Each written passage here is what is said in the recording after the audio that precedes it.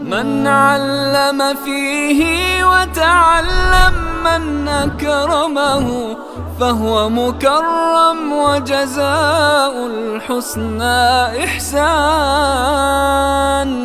طبتم يا أهل القرآن. اعوذ باللہ من الشیطان الرجیم. بسم اللہ الرحمن الرحیم. افلا ينظرون الى الابل كيف خلقت والى السماء كيف رفعت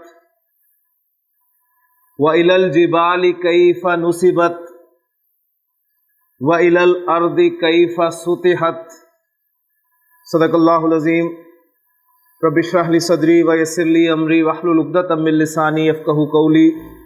رب یسر ولا تعسر وتمم بالخیر. آمین یا رب العالمین. سورۃ الغاشیہ کی کچھ آیات میں نے آپ کے سامنے تلاوت کی ہیں، اور سبق جو ہمارا چل رہا ہے فعل مجہول کا، اس کے حوالے سے ان آیات میں آپ نے غور کیا ہوگا کہ کچھ الفاظ استعمال ہوئے ہیں، جیسے کہ خلقت،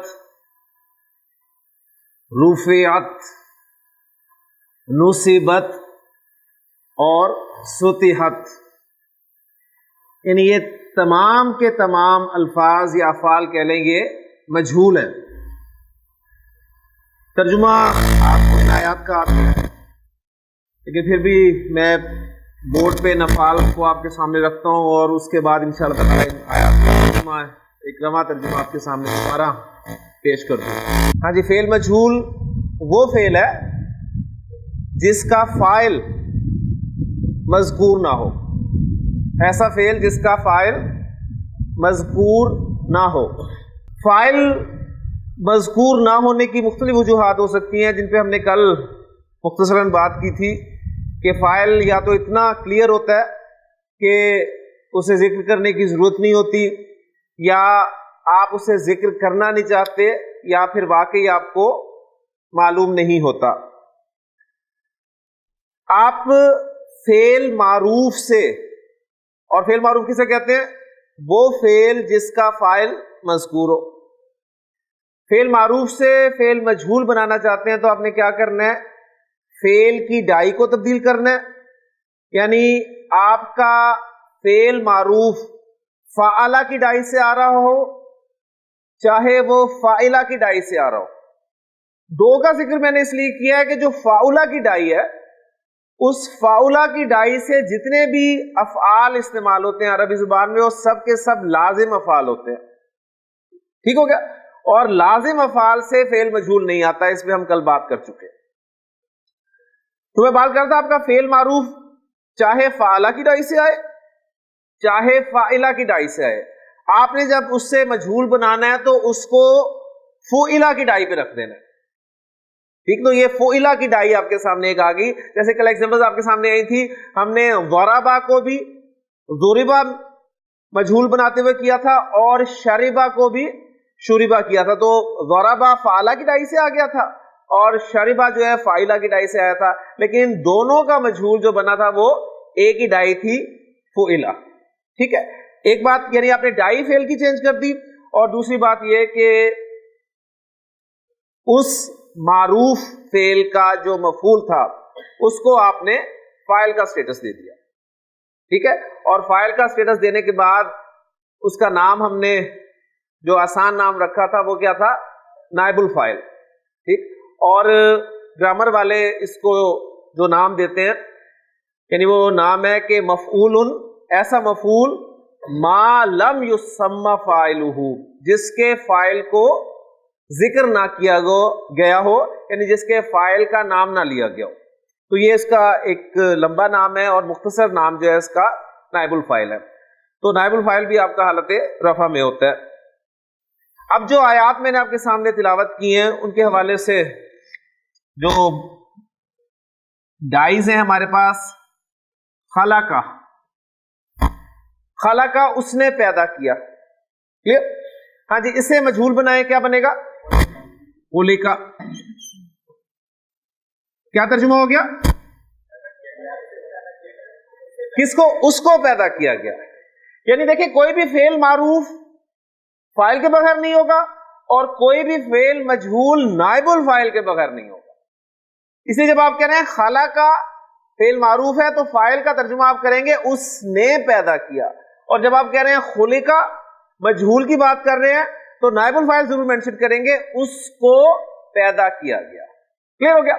اچھا، اب خلقہ کی گردان جب آپ کریں گے تو خلقہ، خلقہ، خلقو، خلقت، چوتھا صیغہ کیا آپ کا؟ خلقت. اس کا ترجمہ کیا ہوگا؟ ٹھیک ہے، یعنی اس کا ترجمہ بھی ہوگا اس کو پیدا کیا گیا. لیکن خلقہ اس سے مراد مذکر ہے اور خلقت میں اس سے مراد مؤنث ہے. ٹھیک ہے، اب یہ دیکھیں فَلْيَنْظُرِ الْإِنسَانُ مِمَّا خُلِقَ، انسان کو چاہیے کہ وہ دیکھے کس چیز سے پیدا کیا گیا. اور یہاں پر خلقت افلا ينظرون الى الابل کیف خلقت، کیا یہ اونٹوں کی طرف نہیں دیکھتے کہ انہیں کیسے پیدا کیا گیا؟ تو الابل یعنی یہ ایک جنس، اس میں جنس کے طور پہ استعمال ہوا ہے، تو اس کے لیے آپ دیکھیں کہ خلقت یعنی اس میں جو ہیا کی ضمیر ہے وہ کس طرف جا رہی ہے؟ الابل کی طرف. کلیئر ہو گیا؟ پھر اسی طرح رفع اس نے بلند کیا، رفع اس نے بلند کیا، اور اس کا مجہول بنائیں گے تو کیا بنے گا؟ رفع. کیا ترجمہ ہوگا؟ اس کو بلند کیا گیا. ٹھیک ہے، اسے بلند کیا گیا. اور رفع مؤنث والا صیغہ کیا بنے گا؟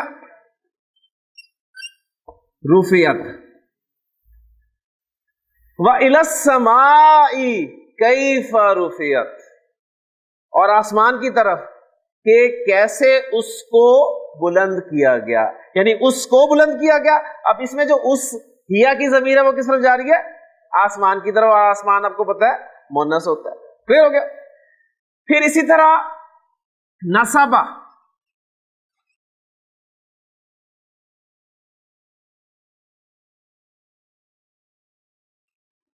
نصبہ کے معنی ہوتے ہیں ٹو فکس، گاڑنا. نصبہ اس نے گاڑا، اس سے مجہول بنائیں گے تو کیا بنے گا؟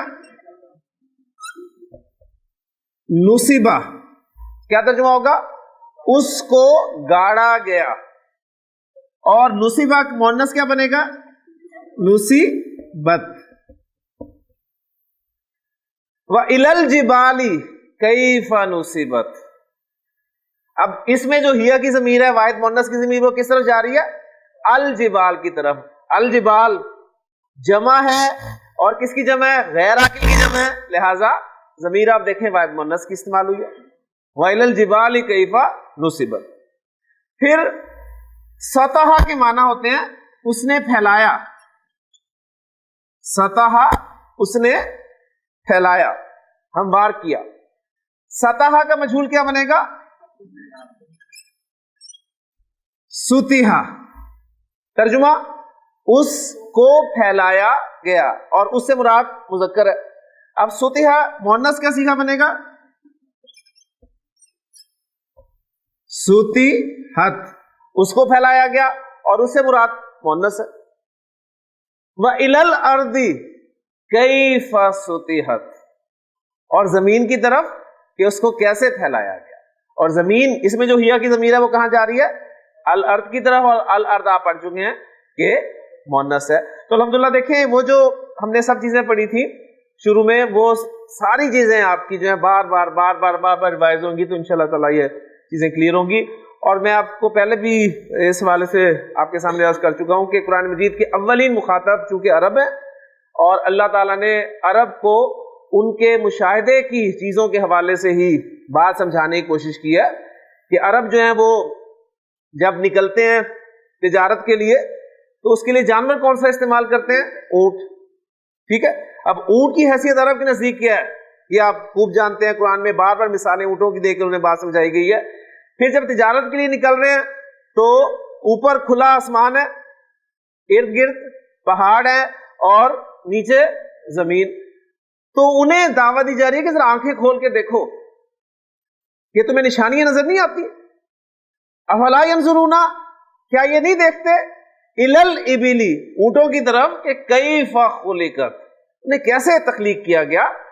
یعنی اس اونٹ کی تخلیق پر ذرا غور کریں تو آپ دیکھیں گے کہ وہ محسوس کریں گے کہ اونٹ کی ایک ایک چیز اللہ تعالیٰ نے ان کے لیے ہی بنائی ہے. یعنی اسپیشل وہ اونٹ جو ہے، وہ جانور اللہ تعالیٰ نے عرب کے لیے ہی پیدا کیا. یعنی پورا ایک مضمون آپ اونٹ کی تخلیق پہ لکھ سکتے ہیں. پھر وَإِلَى السَّمَاءِ كَيْفَ رُفِعَتْ، آسمان کو دیکھو، اتنا بلند، بغیر ستونوں کے ایک چھت تمہارے اوپر ہے، کیا اس پہ غور نہیں کرتے؟ اس سے تمہیں کچھ پتہ نہیں چلتا. پھر وَإِلَى الْجِبَالِ كَيْفَ نُصِبَتْ، پہاڑوں کی طرف نہیں دیکھتے کہ انہیں کیسے گاڑا گیا. اتنے دیو ہیکل پہاڑ جنہیں دیکھ کے آپ جو ہے ایک دہشت سی انسان کے اوپر جو ہے طاری ہوتی ہے، وہ کیسے اللہ تعالیٰ نے زمین میں گاڑ دیے، اس سے انہیں کوئی. اور پھر پہاڑ کی حیثیت عرب کے حوالے سے آپ دیکھیں، وہ اسے پناہ گاہ کے طور پہ استعمال کرتے تھے، چھپنے کا ذریعہ. پھر جس پر وہ سفر کر رہے ہیں وہ زمین، اس کی طرف غور کر کے دیکھیں کیفا سطحت، اس کو کیسے پھیلایا گیا. تو بار بار قرآن مجید جو ہے وہ اپنی، اللہ تعالیٰ قرآن مجید میں اپنی نشانیاں جو ہے وہ، یہی اس کی آیات ہیں، یہی اس کی نشانی ہے، وہ پیش کر کے لوگوں کو متوجہ کرنے کی کوشش کرتا ہے کہ ذرا غور تو کرو. تو غور و فکر کی دعوت دیتا ہے قرآن مجید.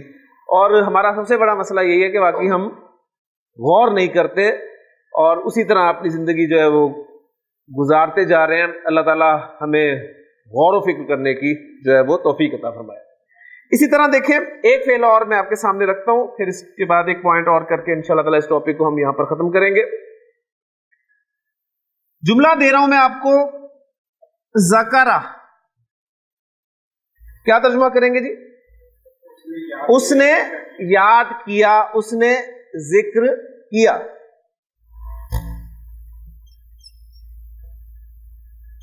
ذکر اللہ، ذکر اللہ، اس نے اللہ کا ذکر کیا. ٹھیک ہے نا؟ اللہ حالت نصب میں ہے اسم، لہذا یہ مفعول ہے. اس نے ذکر کیا اللہ کا. ہاں جی، اس کا مجہول عرفان،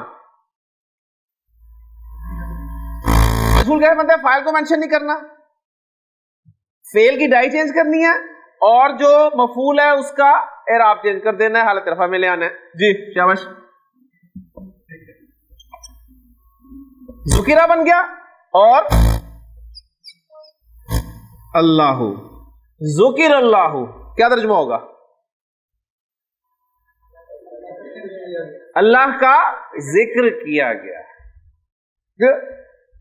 تو انما المؤمنون الذین، مومن تو صرف وہ ہیں، اذا ذکر اللہ، جب اللہ کا ذکر کیا جاتا ہے تو وجلت قلوبہم، وجلت، وجلا وجلا وجلو وجلت قلوبہم، ان کے دل ڈر جاتے ہیں. اب وجلت فعل واحد مؤنث کیوں لگا ہے؟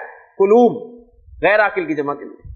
ٹھیک ہے، تو تھوڑا تھوڑا آپ غور کریں تو انشاءاللہ تعالیٰ بہت چیزیں آپ کے سمجھ میں آ چکی ہیں. بس بات وہی ہے جو میں نے ابھی آپ سے کی ہے کہ غور.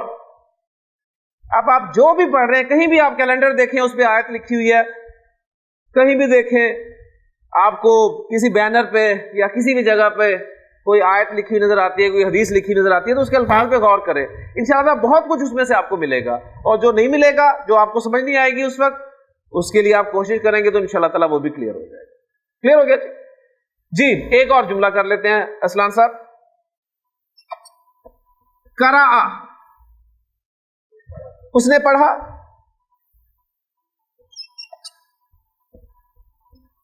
قرأ القرآن، اس نے قرآن پڑھا.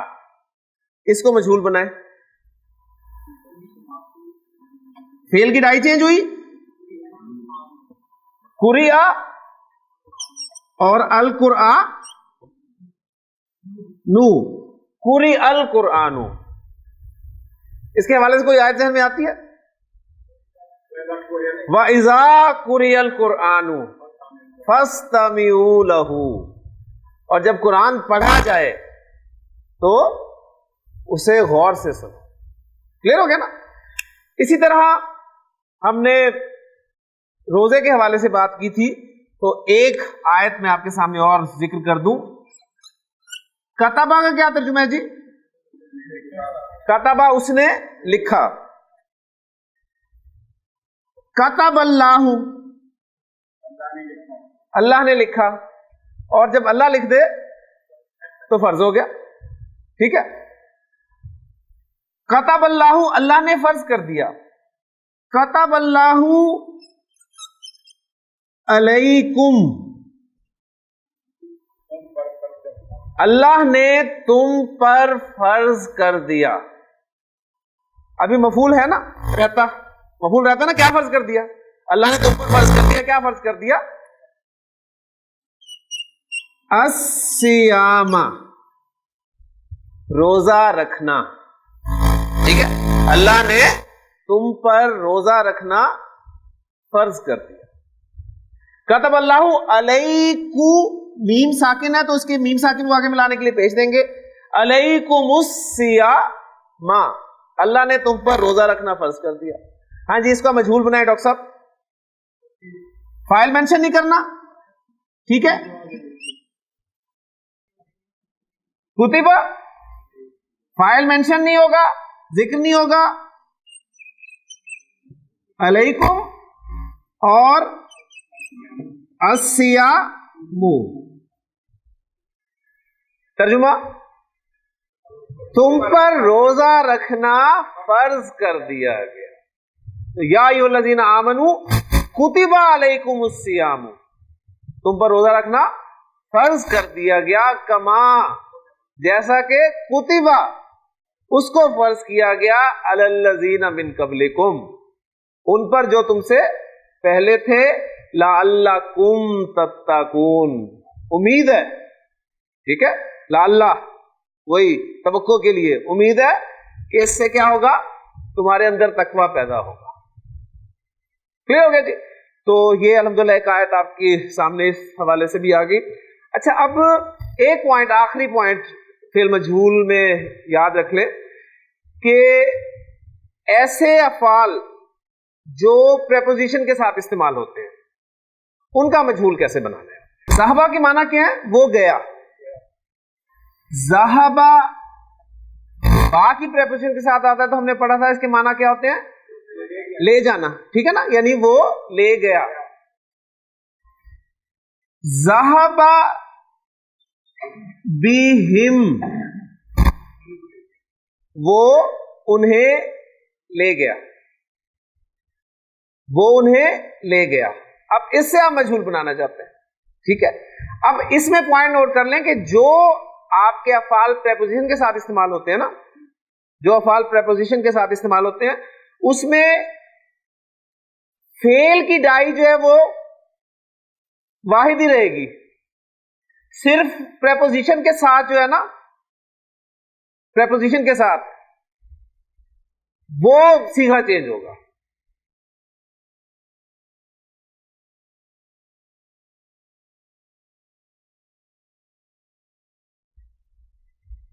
یعنی اب دیکھیں اس کو پیسے وائز بنائے اردو میں تو کیا بنے گا؟ انہیں لے جایا گیا، انہیں لے جایا گیا. تو آپ کے سامنے فوری طور پہ آئے گا کہ انہیں لے جایا گیا. اب یہ ضمیر کی صورت میں آ رہا ہے، ضمیر کی صورت میں آ رہا ہے نا نائب الفاعل. انہیں لے جایا گیا تو آپ کے فوری طور پہ ذہن میں آئے گا کہ ذہبوا لگائیں آپ. کلیئر ہو گیا؟ لیکن ذہبوا نہیں لگے گا، صیغہ جو ہے وہ ذہبہ لگے گا سمپل، اور وہ پریپوزیشن والا حصہ اسی طرح ساتھ رہے گا. ترجمہ ہم یہی کہیں گے کہ ان کو لے جایا گیا. تو جو پریپوزیشن کے ساتھ افعال استعمال ہوں گے اس میں یہ جو پریپوزیشن کے ساتھ والی ضمیر ہے وہ آپ کو بتائے گی کہ نائب الفاعل کون سا. کلیئر ہو گیا؟ اسی طرح دیکھیں ایک ایگزامپل اور رکھ لیتے ہیں. تبا، اس نے طبع چھاپا, ٹھیک ہے. طبع اللہ, اب آپ کہیں گے ترجمہ بڑا عجیب سا بن رہا ہے, لیکن پورا جملہ لکھنے پہ اس کا ترجمہ کیجئے گا. طبع اللہ علی قلوبہم, اللہ نے ان کے دلوں پر مہر لگا دی. ٹھیک ہے, وہ بھی ہوتا ہے, یہ بھی ہے. طبع اللہ علی قلوبہم, اللہ نے ان کے دلوں پر مہر لگا دی. اب اس کا پیسے ویسے بنانا چاہتا ہوں, کیونکہ یہ دیکھیں پریپوزیشن کے ساتھ آ رہا ہے نا.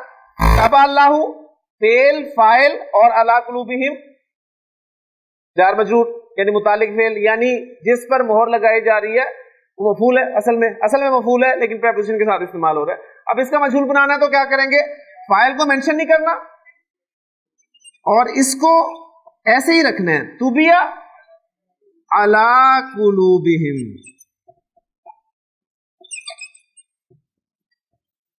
قرآن مجید میں بالکل اسی طرح استعمال ہوا ہے, فَطُبِعَ عَلَىٰ قُلُوبِهِمْ, تو ان کے دلوں پر مہر لگا دی گئی. کلیئر ہو گیا. تو یہ پیسے وائز ہمارا ٹاپک جو ہے الحمدللہ مکمل ہو گیا, اور اس کے حوالے سے جتنی بھی باتیں آپ کے سامنے آئی ہیں ان کو پوائنٹس کی صورت میں اگر آپ لکھ لیں گے تو انشاءاللہ تعالیٰ کلیئر ہو جائے گی. ایک پوائنٹ اور ذہن میں میرے آ رہا ہے کہ ایسے افعال بھی ہیں جو ایک سے زائد مفعول چاہتے ہیں, ٹھیک ہے, ان کا پیسے وائز کیسے بنانا ہے آپ نے. اس کی ایگزامپل میں نے آپ کو دی تھی کہ حسبہ, اس نے گمان کیا. حسبہ زیدن, زید نے گمان کیا. حسبہ زیدن حامدن, زید نے حامد کو گمان کیا. ابھی بھی ایک کوشچن ورڈ ہے کہ کیا گمان کیا بھائی, تو میں کہتا ہوں حسبہ زیدن حامدن عالمن, زید نے حامد کو ایک عالم گمان کیا. کلیئر ہو گیا. اب زید نے حامد کو ایک عالم گمان کیا, اس کا مجہول اردو میں کیا بنے گا, زید تو استعمال نہیں ہونا, حامد کو ایک عالم گمان کیا گیا, یہی بنے گا نا. تو ایسی صورت میں آپ دیکھیں دو مفعول آ رہے ہیں نا اس کے, تو اس میں مجہول کیسے بنانا ہے, آپ ایک مفعول کو تو نائب الفاعل کا سٹیٹس دے دیں گے. جیسے کہ یہ حسبہ سے کیا بن گیا جی, حسبہ. حامد جو ہے مفعول تھا, اس کو آپ نے فاعل کا سٹیٹس دے دیا, نائب الفاعل بن گیا. حسبہ حامدن, حامد کو گمان کیا گیا. اور وہ جو دوسرا مفعول ہے نا وہ ایز اٹ از حالت نصب میں استعمال ہوگا. کلیئر ہو گیا. یعنی پوائنٹ آپ کے سامنے کیا آیا کہ ایسے افعال جن کے دو مفعول آتے ہیں, اب ان دونوں مفعولوں کو آپ نے حالت رفع میں نہیں لے جانا, اس میں سے ایک مفعول کو آپ حالت رفع میں لے جائیں, اسے نائب الفاعل بنا دیں, اور جو دوسرا مفعول ہے وہ حالت نصب میں رہنے دیں. تو حسبہ حامدن عالمن, حامد کو ایک عالم گمان کیا گیا. اب الحمدللہ پیسے وائز کے جتنے بھی پوائنٹس تھے آپ کو مختلف کتابوں میں جو ملیں گے وہ سب کے سب آپ کے پاس ایک سمری کی صورت میں ہونے چاہیے. میری خواہش یہی ہے کہ پہلے بھی میں آپ سے بہت عرض کر چکا ہوں کہ چھوٹے چھوٹے پوائنٹس کی صورت میں پلیز لکھیں. یہ ٹاپک ایک آپ کے جیسے فعل مجہول ہے, اس فعل مجہول میں جتنے بھی آپ کے سامنے پوائنٹس ہیں اس کی ایک ایک ایگزامپل کے ساتھ آپ ان کو اگر لکھ لیں گے تو یقین مانیے آپ کو یہ ٹاپک ساری زندگی نہیں بھولے گا انشاءاللہ. لیکن انشاءاللہ تعالیٰ نیکسٹ لیکچر میں ہم اپنا فعل ماضی یا جملہ فعلیہ کے حوالے سے آخری ٹاپک کریں گے انشاءاللہ تعالیٰ, اور اس کے بعد انشاءاللہ پیر والے دن جو ہے ہم فعل مضارع شروع کریں گے. اللہ تعالیٰ سے دعا ہے کہ اللہ تعالیٰ ہمارے لیے آسانی فرمائے. سبحانک اللہم و بحمدک, اشہد ان لا الہ الا انت, استغفرک و اتوب الیک. من علم فيه وتعلم من أكرمه فهو مكرم وجزاء الحسنى إحسان. طبتم يا أهل القرآن.